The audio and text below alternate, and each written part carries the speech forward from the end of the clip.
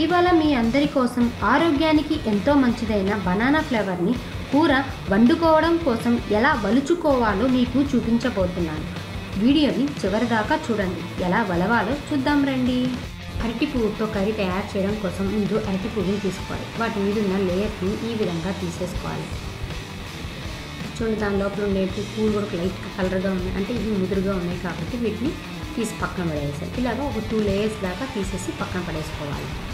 చూడండి, ఈ విధంగా 2 లేయర్స్ దాకా తీసేసిన తర్వాత ఇక్కడ ఉన్నాయి చూడండి, వైట్గా ఉన్నాయి, అంటే ఇవి లేతగా ఉన్నాయి కాబట్టి ఇవి తీసుకోవాలి. దీన్ని లైట్గా ఇలా ఓపెన్ చేసి చూడండి, దాని లోపల ఒక బాల్ లాగా ఉండదు కదా, దాన్ని తీసి పడేసేయాలి. కింద స్టెమ్ని లైట్గా కట్ చేసుకోవాలి.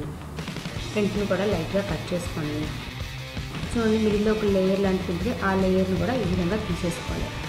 ఈ విధంగా అన్నిటినీ తీసేసుకొని మనం ఒక బౌల్లో యాడ్ చేసుకోవాలి. చూడండి, ఇంకొకసారి మీకు ఎలా తీసుకోవాలో చూపిస్తాను. మనం ఓపెన్ చేసుకుంటే మిడిల్లో ఇలా బాల్లా ఉంటుంది, దాన్ని తీసేసుకోవాలి. సెంటర్లో ఉన్న లేయర్ని తీసేసేయాలి. బ్యాక్ సైడ్ లైట్గా కట్ చేసుకోవాలి. ఫ్రంట్ సైడ్ ఈ విధంగా కట్ చేసుకొని అన్నిటినీ మనం రెడీ చేసుకోవాలి.